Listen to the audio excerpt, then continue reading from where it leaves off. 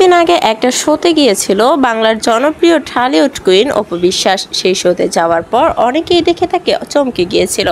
তবে সেই শোতে যাওয়ার পরপরই শাকিব খানের কল আসায় সেই শো থেকে দৌড়ে পালিয়ে যান অপু বিশ্বাস। তবে কী কারণে এমনটা হয়েছিল, পরবর্তী একটা লাইভ ভিডিওর মাধ্যমে অপু বিশ্বাস সবটা ক্লিয়ার করেছে। মূলত শাকিব খান এসেছিল অপু বিশ্বাসের বাসায়। আব্রাহাম খান জয়কে অপু বিশ্বাস তার বাসায় রেখে এসেছিল। শাকিব খান দেখা করতে এসেছে তার ছেলের সাথে।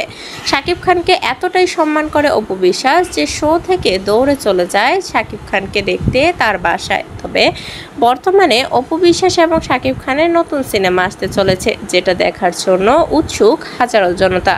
তবে বর্তমানে অপু বিশ্বাস এবং শাকিব খানকে একসাথে আবারও দেখা যাবে দেখে অনেক দর্শকরাই বলছে যে অপু বিশ্বাসের সাথে শুধুমাত্র শাকিব খানকেই মানায়। বর্তমানে অপু বিশ্বাস যে শোতে গিয়েছিল এবং শাকিব খান কল করেছিল, সেই শোয়ের মালিকরা বলেছিল অপু বিশ্বাসকে যেন কী কারণে সে এত তাড়াতাড়ি চলে যাচ্ছে। পরবর্তীতে অপু বিশ্বাস জানিয়েছে যে শাকিব খান কল করেছে।